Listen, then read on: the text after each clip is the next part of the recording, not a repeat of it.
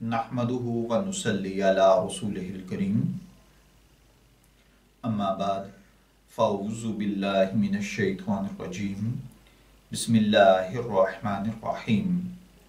अस्सलामु अलैकुम dear viewers, आपके फेवरेट इंफॉर्मेटिव चैनल शऊर इन्फो से मैं हूं प्रोफेसर शब्बीर अहमद।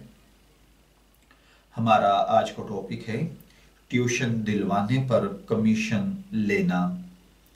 ये एक सवाल है कि जैद की ऑनलाइन एकेडमी है। जैद उमर से कहता है कि मैं आपको ट्यूशन दूंगा। इस ट्यूशन की फ़ीस का 60% आपका होगा, 40% मेरा। इस बात पर मुआमला तय हो जाता है। पूछना ये है कि यह मुआमला शरअन दुरुस्त है या नहीं।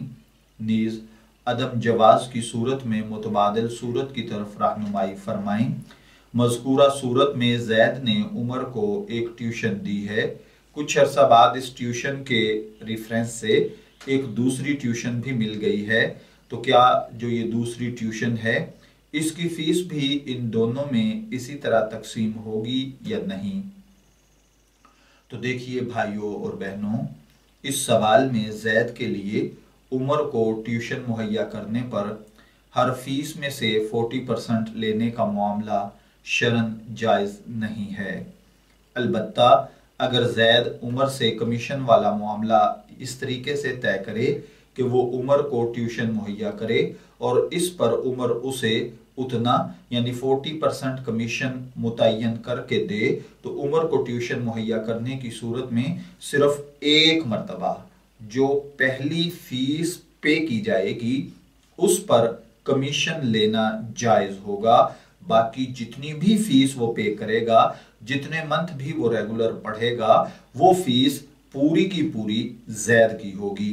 इसके बाद जब उमर को इस ट्यूशन से बराह रास्त खुद दूसरी ट्यूशन मिल जाती है तो इस पर भी जैद के लिए कमीशन लेना जायज नहीं है, क्योंकि वो इसके रेफरेंस से नहीं बल्कि उस स्टूडेंट के रेफरेंस के साथ आई है, तो वो कमीशन इसको नहीं मिलेगा। इस पर बहस झगड़ा करना गलत होगा।